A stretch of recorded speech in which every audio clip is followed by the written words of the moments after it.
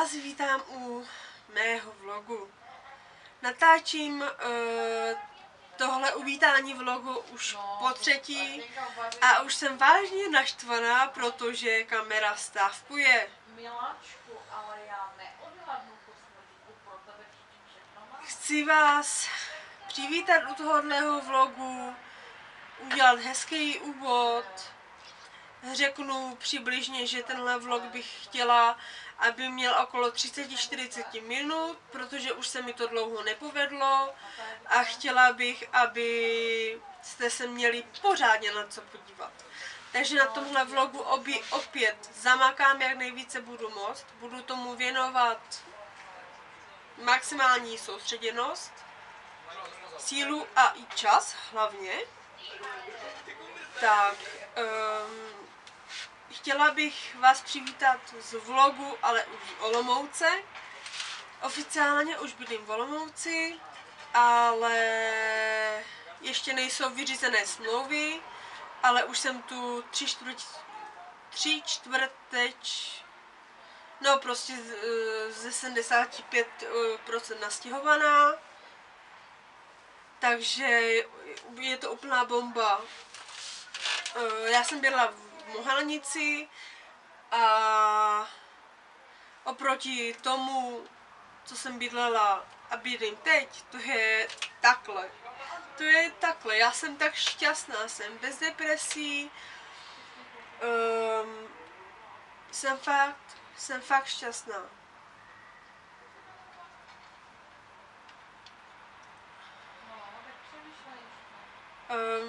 Teď mi i vypadl slovník, protože teď mám tak dobrý období, fakt se mi daří, jsem šťastná, líbí se mi tady, mám radost ze života, což jsem v minulém období vůbec neměla, proto jsem jezdila po nemocnicích a vůbec to prostě nešlo mi žít. A teď prostě to jde a mám z toho strašnou radost a já už nevím, jak to nejde prostě vyjádřit. No, tohle jsem chtěla říct. Potom vlastně Olomouc je největší město našeho kraje, takže tady jsou prostě všechno, na co jsem nebyla zvyklá. Takže teďka chodíme s mojí strašně dobrou, nejlepší kamarádkou do různých cukráren, ukazuje mi Olomouc, já se učím to poznávat a je to strašně super. Strašně moc pro mě ta paní dělá a moc si toho vážím. Nebudu zmiňovat její jméno, ale moc si toho vážím. Tak, kousek od nás je workoutové hřiště, na který se zítra vypravím a těším se, jak se máknu, nebo aspoň jak se seznámím s tím hřištěm. Nevím, co tam je, nevím, co od toho můžu čekat. Každý workoutové hřiště má něco jiného. Není tam všechno to stejný.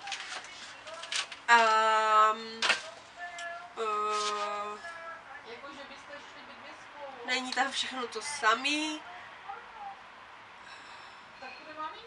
No a jsem strašně prostě šťastná. Chtěla jsem ještě říct, že mně se cvičí nejlíp v zimě. Je pravda, že chci zhubnout, neodkládám to, ale já prostě hubnu v zimě. Nevím, jak to máte vy, ale já prostě hubnu v zimě. V zimě jsem zhubla jednou 10 kg a bylo to strašně super. No a počítám takový září, říjen začnu a do toho listopadu mám 10 kg dole, ani nemrknu. Vím jak na to a prostě já nehubnu, teda jako budu hubnout, ale nehubnu z toho, že bych chtěla nosit mini sukínky a jako jak to někteří mají. ale z toho, že se chci cítit ve svém těle lépe. To je můj hlavní motiv. Chci být zdravější, nechci mít astma, nechci mít alergie, nechci mít nadváhu, nechci mít nízký, vysoký tlak, jo? Takže kvůli tomu se od září začne hubnout.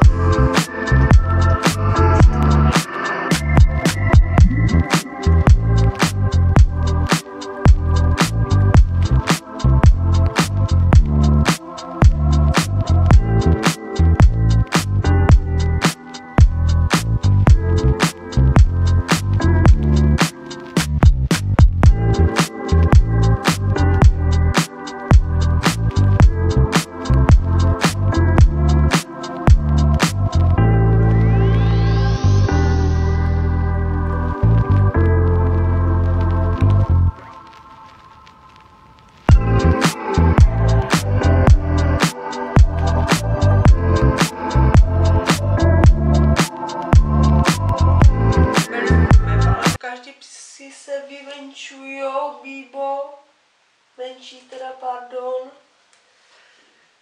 No, to by bylo o Megince. Potom včera jsem stihla jít na to hřiště, tak tam máte záznamy na videi. A bylo to super, i když jsem zvládla teda hodně primitivních cviků, ale teda mě takovýto cvičení s vlastní váhou baví. Baví mě i činky a i pomůcky.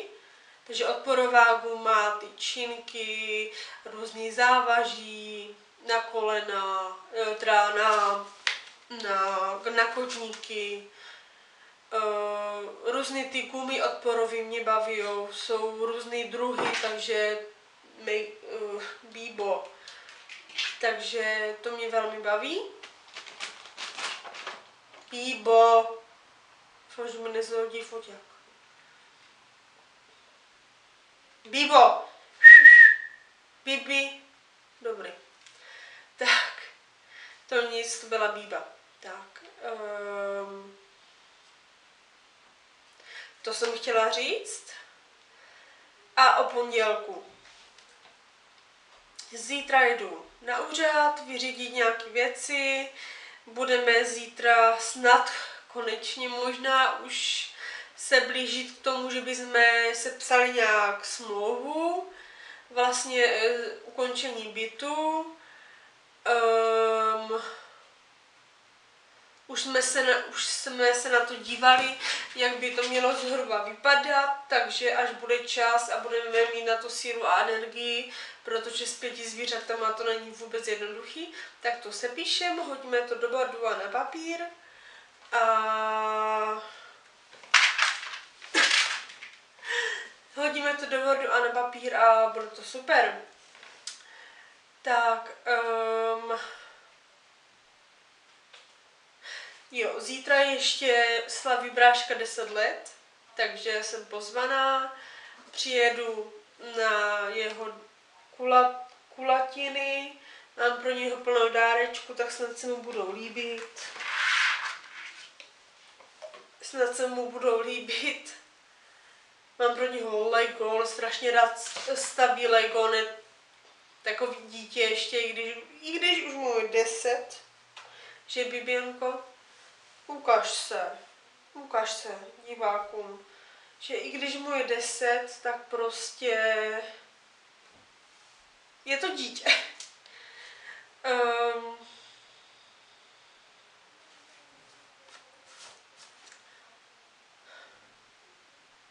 To jsem řekla. A ještě jsem vám chtěla říct, než začnu ukazovat produkty, že za týden vlastně jedu do Německa podívat se na delfíny, jedu do delfinária.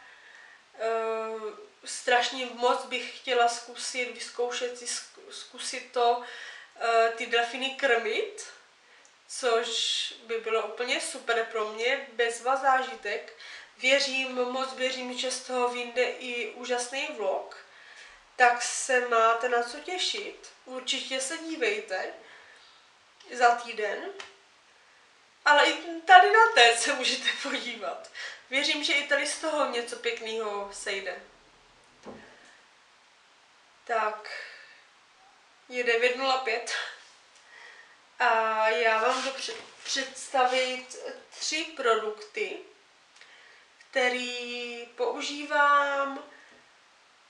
Vůbec bych se za ně nestyděla to i někomu doporučit, takže proto to sem doporučuju. I rodině jsem to doporučila, takže rodina, která si bere Oriflame, tak si to hned objednali. Dokonce jsem to i nakoupila některým a dám jim to jako třeba pod stromeček nebo tak. První věc je kulička pod paží od značky Giordani Gold a je to pro ženy. Bibiano. A je to Giordani Gold pro ženy. Tahle kulička Giordani Gold pro ženy voní květinově, svěže, romanticky. Potom mám tady druhou, modrou. To je Daiwen, také pro ženy. Je to roll-on deodorant, také z Oriflameu. Tyhle dvě věci jsou z Oriflameu. Tohle Daiwen voní je hodně svěží, více svěží než tenhle. Voní jako oceán, jako když se venku procházíte. Voní velice hezky, používám na noc, tenhle používám, když jdu ven. A poslední věc, takhle vám to ukážu, to Daiwen. Tak, tyhle dvě věci jsou z Oriflameu, že je bíbo. Ještě vám chci představit tuhle micellární vodu, která byla poněkud levná, ale odstraní nečistoty, jako fakt hodně odstraní nečistoty. Je to od značky Bevola, takže za mě super. Tak. A já vám přeji dobrou noc. Doufám, že jsem vám to pěkně přednesla a třeba to někdo používá, tak mi do komentářů prosím napište, jestli máte stejný názor jako já, jestli je to pro vás pohodlné. Vůbec se v tom nepotím a nezapáchám, když to používám. Používám to hlavně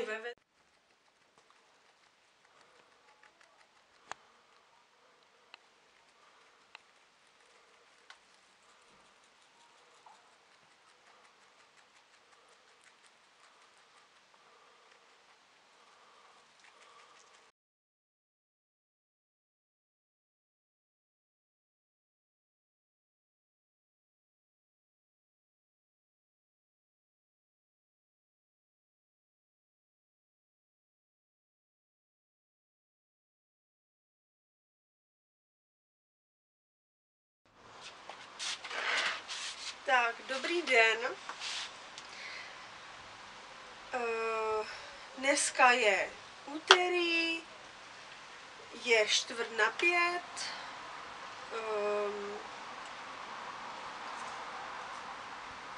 V pátek odjíždíme do Německa, do zoo, do Norimberka, podívat se na delfíny. Tak se moc těším, jede babička, bratranec, sestřenici, já, taťka a jeho přítelkyně. Určitě vyjde super vlog, zhruba za týden by měl vyjít ten vlog o delfínech a věřím, že bude tuplovaně super. Trošku v to i doufám. A proč točím tohle video je, že jsem dostala na půjčení tyhle super hůlky, značkový dokonce, kvůli tomu, abych se vyzkoušela a případně si je můžu vzít sebou do Norimberka. Tak s nima budu chodit, zkusím se tu chůzi naučit s těmi hůlkami a uvidíme, co příští vlog přinese. Jestli v Německu budu s hůlkama, nebudu s hůlkama, ale určitě tam budu.